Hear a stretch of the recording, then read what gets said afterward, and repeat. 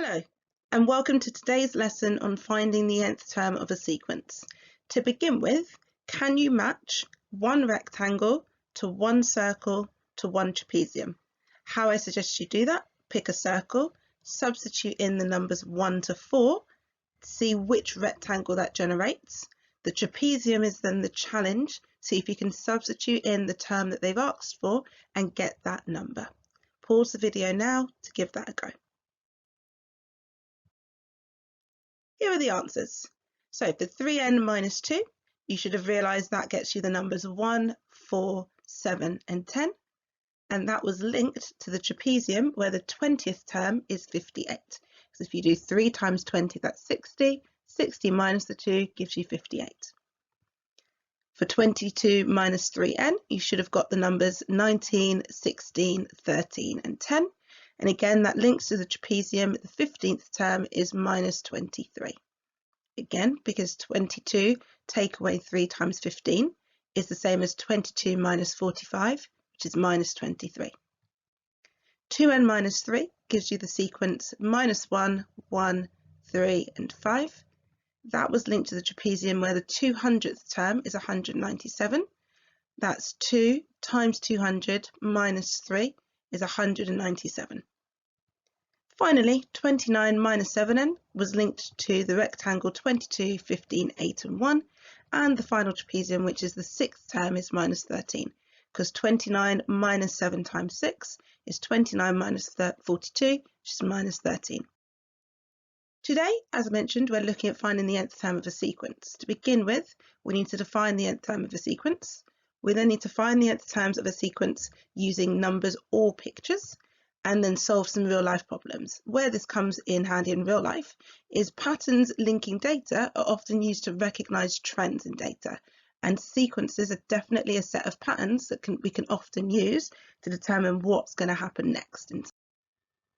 To begin to get yourself thinking about nth terms of sequences, let's do a quick true or false. I'm going to show you 5 questions. I need you to write down if you think it is true or false.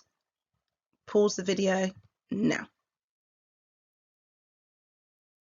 Hopefully you're able to give that a go. Statement number 1, a linear sequence changes by a different amount each time. That is false. It's the same amount every single time. So I'm always adding the same number or subtracting the same number.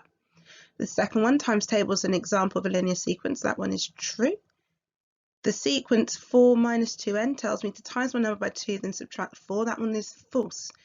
I need to times my number by 2, but take my answer away from the 4.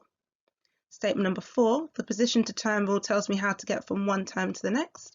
That is false. Remember, my position to term rule tells me how I get from the position that number is in the sequence, we call that a term, to what the value of that term is. In question 5, sequences can be letters, numbers or pictures. That is true. We're just looking for a continuous pattern in something. Now, to write some notes, the position to term rule of a sequence, like I said, tells us how to get from the position of a number to its value. When we write that algebraically, we call it the nth term. So last lesson we did look at position to term. Now, putting it into an algebra form, we call it nth term.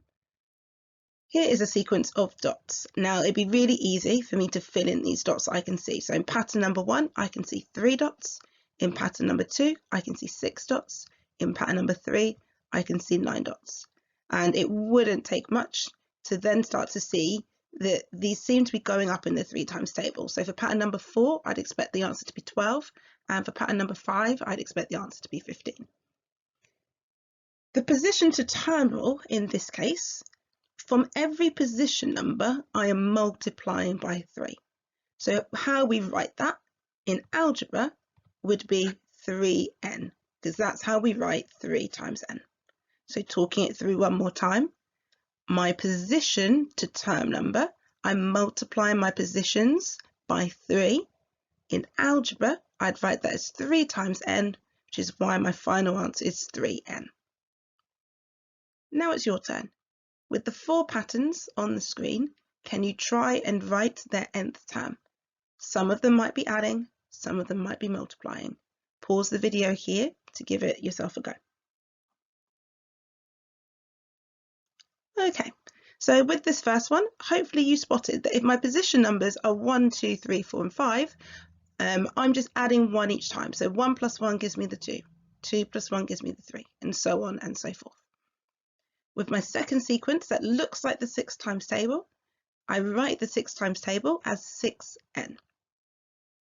With the fourth one, if I count the number of matchsticks, I've got 4 matchsticks each time, which means that this sequence is going up in the 4 times tables, which means that this is 4n. And in this last one, if these are the first 4 times in the sequence, I'm adding 2, I'm then adding 2 to 2, and then adding 2 to 3, and then adding 2 to 4. So my sequence is n plus 2. Now it's your turn. On the board, there are a number of sequences. Copy them onto your paper, into your book, and by comparing each term to its position, can you write down for me the nth term? If it's helpful, start by writing down what is happening. So for example, with the questions we looked at before, with that last one, I noticed I was adding 2 each time to the position number, which means I must have n plus 2. There is then also a challenge. I look forward to seeing your answers when you upload them.